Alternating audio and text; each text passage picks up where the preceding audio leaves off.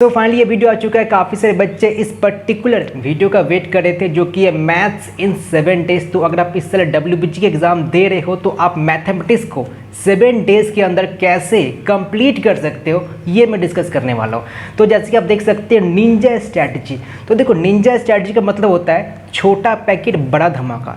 तो I hope अब सही बच्चों को ये चीज़ का नीड है कि इन कम समय में लाइक 7 डेज़ के अंदर ही आप कैसे मैथ्स को, जो सबसे बड़ा पोर्शन है, जिसका सबसे ज़्यादा वेटेज होता है, वो कैसे कंप्लीट कर सकते हो। तो बड़ा धमाका मतलब कि मैक्सिमम मार्क्स कैसे गेन कर सकते हो। तो देखो, मैं आपको यही बोलना चाहता हूँ, आप जो भी प्लेटफॉर्म पर, अगर हम लोग का प्लेटफॉर्म पर या किसी और प्लेटफॉर्म पर मॉक टेस्ट दे रहे हो, तो से आपका वहाँ पर 40+ मार्क्स आ रहा है मैथ्स का सेक्शन में आउट ऑफ 100। तो 40+ से आप इसको 55 तक ले जा सकते हो, ये मैं डिस्कस करूँगा। से अगर आपका मार्क्स 20+ ही आ रहा है तो 20+ या 40+ ले जा सकते हो। या सपोज़ आपका मार्क्स पहले 50 मार्क्स आ रहा है तो 50 मार्क्स से आप इसको 65+ मार्क्स ला सकते हो। तो आप ये इम्प्रूव कर सकते हो इन 7 डेज़ के अंदर ही। एंड देखो, WBG के एग्ज़ाम में हर एक मार्क्स काफ़ी इंपॉर्टेंट है। सपोज़ आपका जो फ्रेंड है उसका मार्क्स कुछ आया है एंड आपका जो नंबर है सिर्फ 2 नंबर कम है, तो देखिए ये जो 2 नंबर है ना, काफ़ी बड़ा एक रैंक डिफरेंस हो जाता है। आपको ये तब पता चलेगा जब काउंसलिंग हो रहा होगा। तो हर एक मार्क्स काफ़ी इंपॉर्टेंट है। काफ़ी सारे बच्चे डीमोटिवेट हो जा रहे हैं एंड डीमोटिवेट हो करके उनका जो पढ़ाई है वो सही से नहीं हो पा रहा है। तो डीमोटिवेट नहीं होना है, जो भी मतलब प्रिपरेशन उसको बस बढ़िया करना है, मतलब स्टॉप नहीं होना, आगे बढ़ते रहना है। क्योंकि काउंसलिंग जब हो रहा होगा ना, तो आप ये काफ़ी रिग्रेट करोगे ये जो दिन बचा हुआ है। आपके पास जो भी मतलब समय है ना, काफ़ी ढंग से यूटिलाइज कीजिए। मैं सभी बच्चों से रिक्वेस्ट करूंगा कि ये पर्टिकुलर वीडियो सारे अपने ग्रुप में शेयर जरूर कीजिए। आपके जितने भी फ्रेंड है, जितने भी व्हाट्सअप ग्रुप हो गया, टेलीग्राम ग्रुप हो गया,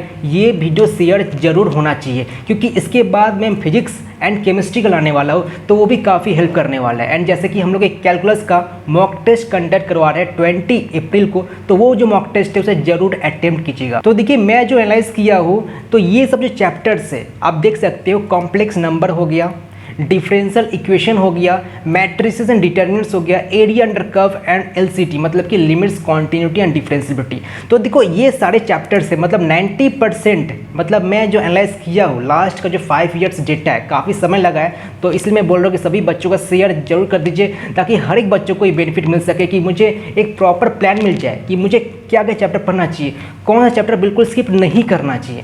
तो आप देख सकते हो 90% क्वेश्चंस इजी आते हैं एंड 10% जो क्वेश्चंस है वो मॉडरेट आते हैं, मतलब कि यहाँ से टफ क्वेश्चंस आते ही नहीं है। एंड देखो, ये जो 10% जो मॉडरेट क्वेश्चंस है ना, ये मैं बोलूँगा कि ये चीज़ LCD से ही पूछा जाएगा, क्योंकि एरिया से इजी क्वेश्चंस आते हैं, मैट्रिसेस एंड डिटरमिनेंट से भी इजी क्वेश्चन आते हैं, डिफरेंशियल इक्वेशन, कॉम्प्लेक्स नंबर से भी इजी क्वेश्चंस आते हैं। तो ये जो 10% जो मॉडरेट है ना, ये LCD से ही आने वाला है।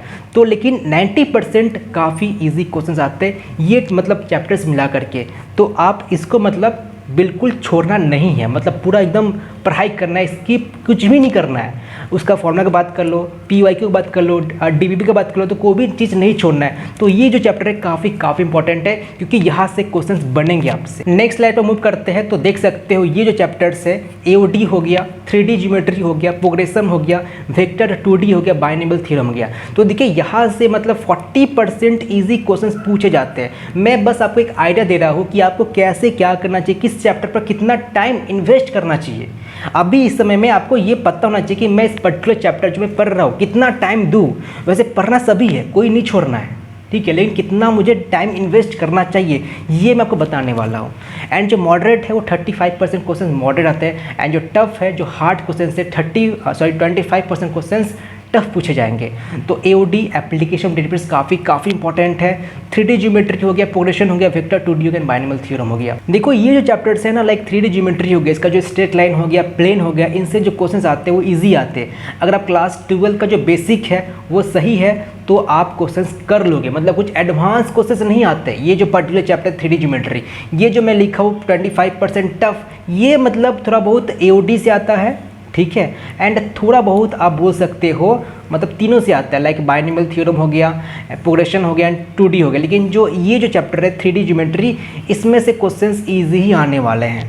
तो इसको तो बिल्कुल ही नहीं छोड़ना है। नेक्स्ट मूव करते हैं, आप देख सकते हो डेफिनेट, इंटीग्रेशन एंड और क्या क्या चैप्टर, स्ट्रेट लाइन हो गया, सर्किल, पैराबोला, एलिप्स, हाइपरबोला। तो यहाँ से जो ओवरऑल जो एनालिसिस है, जो मेरा खुद का एनालिसिस है, तो 30% क्वेश्चन ईजी पूछे गए हैं, मॉडरेट 45% एंड हार्ड 25%। अब एक छोटा सा आपको डाउट हो रहा होगा कि इसमें से लाइक ये जो थर्ड जो स्लाइड है, इसमें से 30% क्वेश्चन से ईजी है, एंड जो प्रीवियस स्लाइड था उसमें 40% क्वेश्चन ईजी है, एंड इसमें 90% क्वेश्चन ईजी है। तो आप ये सोच रहे हो कि मुझे ये स्किप कर देना चाहिए, ज़्यादा टाइम इन्वेस्ट नहीं करना चाहिए। तो एक छोटा सा चीज़ मैं आपको बोलना चाहूँगा, सबसे इम्पॉर्टेंट स्लाइड यही है, जो थर्ड नंबर जो स्लाइड है सबसे इम्पॉर्टेंट, मैं इसी को ही बोलूँगा। तो ये सबसे इम्पॉर्टेंट क्यों है? क्योंकि देखो यहाँ से इजी का जो परसेंटेज जो कम है, लेकिन वेटेज काफ़ी ज़्यादा है। अगर आप पेपर देखोगे सबसे ज़्यादा वेटेज यहाँ से ही आपको देखने को मिल सकता है, इस साल का मैं बात कर रहा हूँ, ठीक है। तो इसको बिल्कुल ही नहीं छोड़ना है। तो आप क्या कीजिए, मतलब आपके पास जो भी समय बचा हुआ है ना, तो पहले क्या कीजिए, पहले आप इसको कंप्लीट कर लीजिए। ये जो मतलब है डेफिनेट, इंटीग्रेशन हो गया, स्ट्रेट लाइन हो गया, सर्किल, पैराबोला, एलिप्स, हाइपरबोला, इसको जल्दी से मतलब निपटा दीजिए, पेंटिंग मत रखिए, ठीक है। एंड देन इसको करने के बाद सबसे जो इजी है इसको कीजिए, एंड देन आप इसको कर सकते हो। तो आपको ये करना है, ऐसा नहीं कि लाइक इसको मैं पहले करूँ, इसको फिर करूँ, इसको करूँ, ऐसा नहीं, पहले इसको करना होगा। दो मतलब मॉडरेट 45% है एंड टफ 25% है। टफ ज़्यादा नहीं पूछे जाते हैं, ठीक है। आपको यहाँ पर स्पीड एंड एक्यूरेसी मैटर करता है। जेईई में इसका जो एग्जाम होता है तो वहाँ पर कॉन्सेप्चुअल क्वेश्चन ज़्यादा ही पूछे जाते हैं, लेकिन यहाँ पर स्पीड एंड एक्यूरेसी मैटर करता है। अब देखो कुछ कुछ चैप्टर्स है जो कि मैंने मेंशन नहीं किया है, इसको करना क्या है तो देख सकते हो।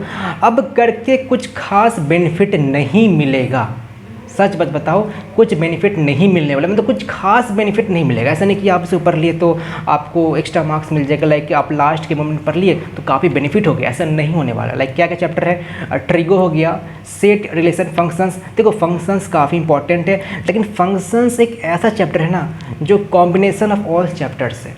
तो इसलिए मैं बोल रहा हूँ कि आपको मतलब कुछ खास बेनिफिट नहीं मिल सकता है। अगर PYQ करो तो वही कर लो, ठीक है। जिससे मैंने लिखा हो कि अगर कुछ करना ही है तो चैप्टर वाइज PYQ कर लो इनका, बस, और कुछ नहीं करना है। और क्या इंडेफिनेट इंटीग्रेशन है, मैं तो बोलूँगा इंडेफिनेट को भी स्किप कर ही दो बिल्कुल ही। आपका जो 12th का जो बेसिक है बस वही इनफ है, ठीक है। परमुटेशन कॉम्बिनेशन, तो देखिए ये तो मतलब काफ़ी टफ होता ही है, लेकिन क्वेश्चंस इजी पूछा जाता है कभी के, मतलब कि मान लीजिए टोटल 2 क्वेश्चंस पूछा गया परमुटेशन कॉम्बिनेशन से, उसमें से 1 क्वेश्चन ईजी आ गया। तो इसमें बोलता हूँ कि कोई भी चैप्टर स्किप तो बिल्कुल करना ही नहीं चाहिए, हर एक चैप्टर पढ़ के जाना चाहिए। तो एटलीस्ट PYQ कर लीजिए इनका, स्किप बिल्कुल ही नहीं करना कोई चैप्टर। देन प्रोबेबिलिटी हो गया, एंड देन क्वाड्रेटिक इक्वेशन हो गया। अब देखो जो क्वाड्रेटिक इक्वेशन होता है, जो कॉम्प्लेक्स नंबर होता है ना, तो कुछ क्वेश्चन ऐसे होते हैं जो कि दोनों चैप्टर को मिलाकर के बन जाते हैं, ठीक है। तो कॉम्प्लेक्स नंबर करते हो तो आपका क्वाड्रेटिक भी कुछ कवर हो जाता है, लेकिन क्वाड्रेटिक अलग से कुछ ज़्यादा टाइम इन्वेस्ट मत कीजिए। मतलब जो कंक्लूजन है ना कि आपको इसमें मतलब ये जो चैप्टर है टाइम इन्वेस्ट ज़्यादा मत कीजिए। हो सकता है आप ये सारे चैप्टर अभी पढ़ रहे होगे, मतलब कुछ रात भर पढ़ रहे हो, सुबह पढ़ रहे हो, तो अब पढ़ने का ज़रूरत नहीं है, कुछ करना ही है ना, तो PYQ कर लो। अगर आप मतलब काफ़ी अच्छे स्टूडेंट हो, आपके मार्क्स काफ़ी बढ़िया आ रहे हैं, तो आप इन सारे चैप्टर में भी समय इन्वेस्ट कर सकते हो। लेकिन लाइक आपका मार्क्स बढ़िया नहीं आ रहा है एंड आप समझ में नहीं आ रहा है मुझे क्या करूँ क्या नहीं करूँ, तो देखिए इसको आप स्किप कर सकते हो, बस PYQ कर लीजिए, ठीक है। तो टाइम इन्वेस्ट ज़्यादा नहीं करना है, ये जो चैप्टर है। अब देखिए मैं ट्राई करूँगा कि ये जो चैप्टर है लाइक PNC हो गया, ठीक है, आपका सेट, रिलेशन, फंक्शन हो गया, ये 2 चैप्टर का एक पर्टिकुलर 1 शॉर्ट वीडियो अपलोड कर देने का। तो मैं जल्द से जल्द ट्राई करूंगा कि इसका एक 1 शॉर्ट वीडियो अपलोड कर दूं कि क्या क्वेश्चन पूछे जा सकते हैं, सारा कुछ प्रैक्टिस हो जाए। तो आप ज़्यादा चिंता मत कीजिए, ये जो पर्टिकुलर चैप्टर है इसका मेरा रिस्पॉन्सिबिलिटी रहा, ठीक है। बाकी जो चैप्टर है आप ट्राई कीजिए, मतलब बस PYQ ही कर लूँ मैं, ठीक है। अब कुछ लास्ट इंपॉर्टेंट पॉइंट्स है जो कि काफ़ी ध्यान से आप सुनिए, ठीक है। Do not skip any chapter. देखो इसका रीज़न क्या होता है, अगर कोई पर्टिकुलर चैप्टर स्किप करते हो ना तो आपको पता नहीं है कि उस पर्टिकुलर एग्जाम में क्वेश्चंस इजी आने वाला है या टफ आने वाला है। जैसे कि मैंने बताया जो परम्यूटेशन जो कॉम्बिनेशन है, तो आपको पता बिल्कुल भी नहीं है कि जो क्वेश्चंस आएगा वो टफ आएगा इजी आएगा। हो सकता है जो कैटेगरी 1 का जो पोर्शन है वहाँ से क्वेश्चंस इजी आ गया एंड आप वो 1 मार्क्स नहीं कर सके। तो यही बात है, कोई भी चैप्टर स्किप नहीं करना चाहिए। अगर कुछ भी नहीं आता है ना तो क्या कीजिए, आप क्या कीजिए, मेमोराइज ऑल फॉर्मूलाज, जो भी फॉर्मूलाज है उस पर्टिकुलर चैप्टर से रिलेटेड सारा फॉर्मूलाज पढ़ डालिए। अगर आपके पास PYQ करने का ज़्यादा समय नहीं है, ठीक है, तो एटलीस्ट फॉर्मूला को तो बिल्कुल ही नहीं छोड़ना है। Formula is must, for all students. क्योंकि देखिए जो कैटेगरी 1 की मैं बात कर रहा हूँ, ठीक है, उसमें से 50 क्वेश्चन आते हैं, हर एक क्वेश्चन का वेटेज 1 नंबर, ठीक है, तो 50 नंबर हुए। तो 50 नंबर में से आपको मैं कंफर्म बता रहा हूँ, आप लाइक ये रिकॉर्ड हो रहा है, तो 15 नंबर आपको ऐसे मिलेंगे जहाँ से बस फॉर्मूला अप्लाई करना है वो सॉल्व हो जाएगा। मतलब मैं खुद देख चुका हूँ, काफ़ी सारे बच्चे ऐसे, उनका मतलब ये फीडबैक आया था जो पेपर था कि 15 क्वेश्चंस ऐसे होते ही है, ये एवरेज में बात कर सकता है, ये 20 हो जाए या 10 हो जाए, तो 15 लगभग क्वेश्चंस ऐसे होते ही है जो कि बस फॉर्मूला अप्लाई करना होता है एंड सॉल्व हो जाता है। तो 15 नंबर तो फिक्स्ड है, ठीक है। तो इसको थोड़ा सीरियस हो जाए कि लेके मुझे फॉर्मल्स पढ़ना ही हर एक चैप्टर्स का। थर्ड पॉइंट है सॉल्व जेई मेंस PYQs। देखो अब जेई मेंस का PY करना काफ़ी इंपॉर्टेंट है अगर आप मैथ्स का बात कर रहे हो। अगर फिजिक्स केमिस्ट्री का होता तो देखो जेई मेंस का PYQ ज़्यादा इंपॉर्टेंट नहीं है फॉर फिजिक्स एंड केमिस्ट्री, लेकिन मैथ्स के एग्जाम में जो WBG का जो एग्जाम हो रहा है उसमें जेई मेंस का जो PYQ है वो काफ़ी इंपॉर्टेंट है। तो ट्राई कीजिए बस 2021 का PY कर लो, क्योंकि यहाँ से काफ़ी सारे पेपर आपको मिल जाएंगे, ज़्यादा पीछे जाने का नीड नहीं है। तो इसका एटलीस्ट PYQ कर लीजिए एंड ये काफ़ी हेल्प करेगा कैटेगरी 2 में, ठीक है। एंड तुक्का बिल्कुल भी नहीं मारना है। आप देख सकते हो मैंने लिखा है तुक्का नहीं मारना है। जैसे कि मैं काफ़ी से बच्चों को देखा हो कि उनका प्रिपरेशन काफ़ी बढ़िया था, मॉक टेस्ट वगैरह में काफ़ी अच्छे मार्क्स आ रहे थे, लेकिन एग्ज़ाम के टाइम पर टाइम प्रेशर वजह से तुक्का मारना स्टार्ट कर दिए। अब देखो जो ब्रिलियंट स्टूडेंट होते हैं लाइक जिनका मार्क्स काफ़ी बढ़िया रहा है, उनका माइंड में एक मतलब बैठ जाता है कि मेरा तो 50+ मार्क्स आ रहे हैं मॉक टेस्ट में, मुझे 50+ तो लाना ही है। तो उसके प्रेशर में क्या करते हैं वो, मतलब रैंडमली क्वेश्चन को सिलेक्ट करते हैं। देखो आप जिस एग्जाम देने जा रहे हो आपको पता बिल्कुल भी नहीं है कि वो जो पर्टिकुलर पेपर है वो टफ है या इजी है।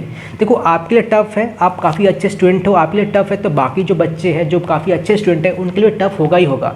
तो ऐसा नहीं कि मुझे 50+ मैं सोच गया हूँ तो मुझे 50+ ही लाना है, ऐसा नहीं सोचना आपको। लाइक जैसे मान लो अभी आप हो, ठीक है, आप एग्जाम हॉल में जा रहे हो एंड आप टारगेट किए हो, मैंने बैठा लिया कि मुझे 50+ ही लाना है, तो 50+ ये अगर माइंड में रखोगे तो हो सकता है आपका 35 ही मतलब बन रहा है। आपने जो देखा कैटेगरी 1, 2, 3 करने के बाद सिर्फ 35 मार्क्स ही बन रहा है। आप क्या किए 15 मार्क्स के चक्कर में आप जो बाकी जो क्वेश्चन नहीं हुआ वो तुक्का मारना स्टार्ट कर दिए, तो इस चक्कर में क्या होगा आपका जो 35 था वो भी नहीं रहेगा।